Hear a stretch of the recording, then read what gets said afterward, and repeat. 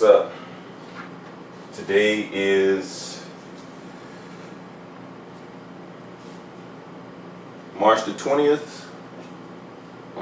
It is 10 a.m. in the morning, and what we're going to be discussing today is something that happened to me yesterday.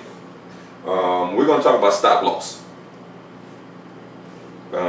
Basically, a stop loss, you put your stop in to prevent losing more than you want to lose. When you enter a trade, we have our entry point, we have our target, which is the amount that we want to make, and then we put a stop loss, which is a predetermined amount of how much we are willing to lose. So, for instance, this is our matrix. These are points, not ticks, points. And we only trade in the ES, or the S&P 500, so we really don't even have to even consider anything else. So we're going to put ES M13. We'll talk about that in another video, because that's what happened to me Friday. But anyway, so we're moving points.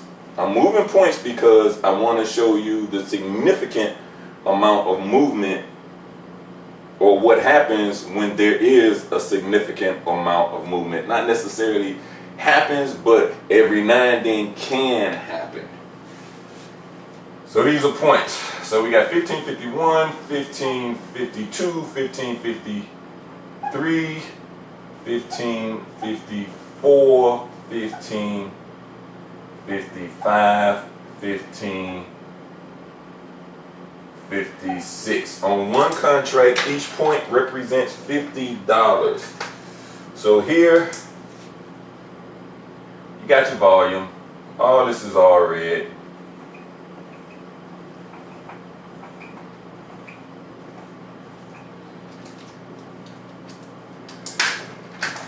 Or it's not really volume, but the amount of contracts that are waiting to be filled is all right in here. You know, whatever it is. Over here you got the amount of contracts that are waiting to be filled on the buy side, the amount of contracts waiting to be filled on the sell side, the amount of contracts waiting to be filled on the buy side.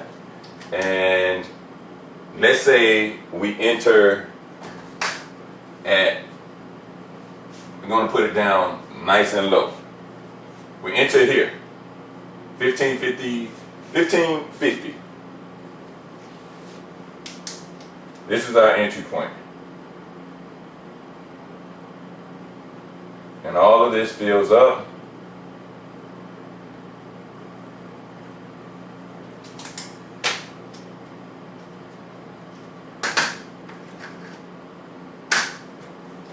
Price at where we're at, $0.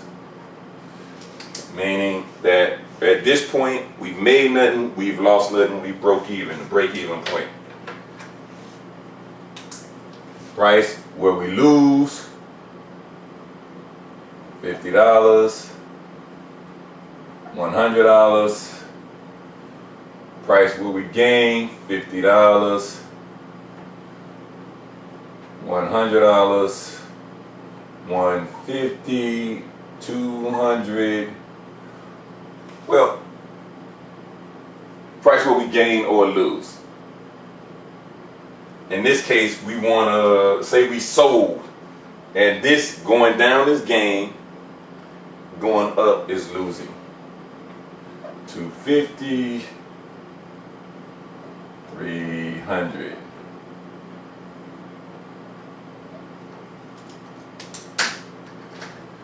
When price moves down, if it moves in our direction, it goes green. Our target, we have a target of, say our target is down here, right here, 200. This is our target. This is what we're trying to get, or 100. This is what we're trying to get. We sold, we've shorted, an entry, came in at 15.50, got filled. Our target is $100 or 8 ticks or 2 points.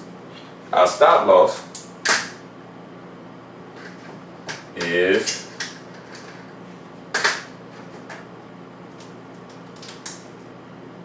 four ticks right here.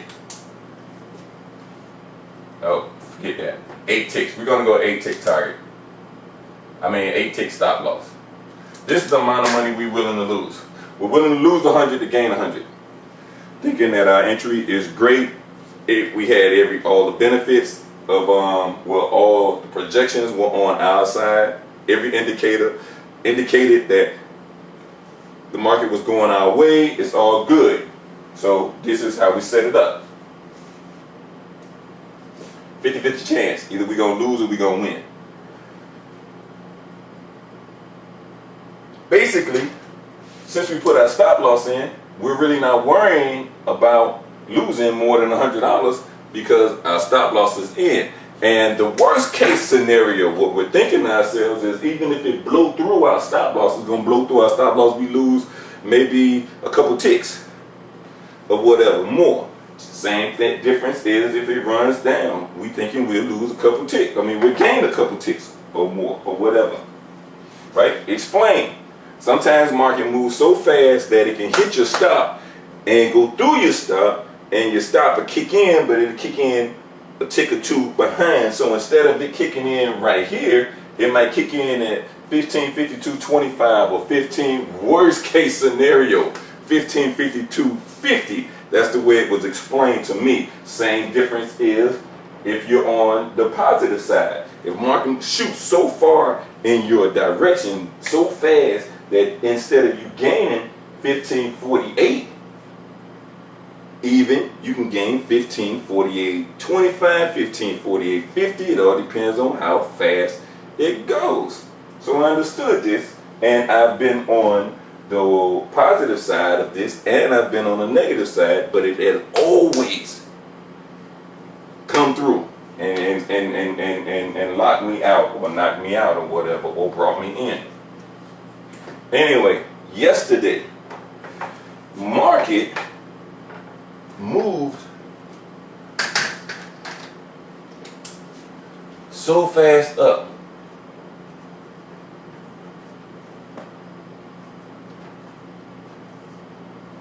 that it completely knocked my stop out. Didn't exist. Did not kick in right here, didn't kick in right here, didn't kick in right there, didn't kick in right there. Knocked my stop completely out. Literally, I was here 1 second. Actually, I was adjusting, I was getting prepared to adjust my stop, in my direction, positive, and then all of a sudden,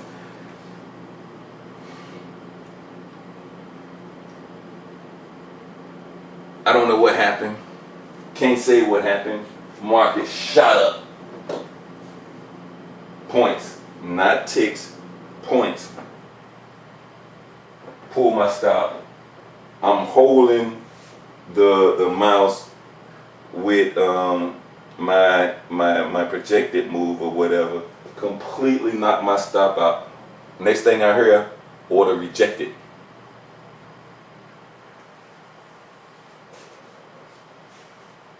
$700 up, $800 down. I repeat, I was $700 up 1 second. Next second, I'm $800 down. Well, $800 lost. That wasn't $800 down. That was an $800 loss. Which means that market moved 3 points. Because I had 3 contracts in. 3 points like that. Took everything I had. Left me with nothing in that particular trade. I'm losing my mind. I'm wondering what's going on or whatever. And basically, I find out that I have to put another buy order in, and I got filled up here somewhere. Up here, actually up here somewhere. $800 in a negative. After research, thought something went wrong, thought something happened with TradeStation, whatever. After some research, I turned around and I found out that sometimes market moves so fast that it completely removes your stop. Basically, the way the stop works is as soon as your stop is triggered, it puts in a market order that shuts the market down. When that happens, if it's moving so fast, your market order can become a limit order and move up a couple ticks. Well, if the stop is moving, if the price is moving so fast that it runs even past that, it completely doesn't allow your limit order to actually be triggered because it can't go in. By the time your limit order moves in, it's as if you were putting a limit order in right here and price was up here, so the system will reject the order. That's what happened to me yesterday. Didn't even know it was possible. So I'm letting you know that even though you have a stop, sometimes you can lose, even with a stop. Now, I was reading there's a couple ways to combat that. Even though you put a stop in, you can put another limit order in 4 ticks or 5 ticks past that, and that will, if it knocks your stop out, it hit your limit order and then fill your limit order. But there's also a danger in that, meaning that if it catches your stop and it does take your order out, then it could be moving so fast that it'll go up there and trigger your limit order, and then your limit order becomes a buy or a sell, and you find yourself taking a loss with your stop and then being in another trade that you didn't intend on being in. So there are going to be pros and cons. It doesn't always work in our favor. The stops are there to protect us, but they do not always work, and sometimes you can end up losing even when you shouldn't be losing. It's my case yesterday. Happened to me at a bad time, but it does happen. Anyway, that's my lesson for the day. And for right now, be on. We'll get another lesson in a second. Peace.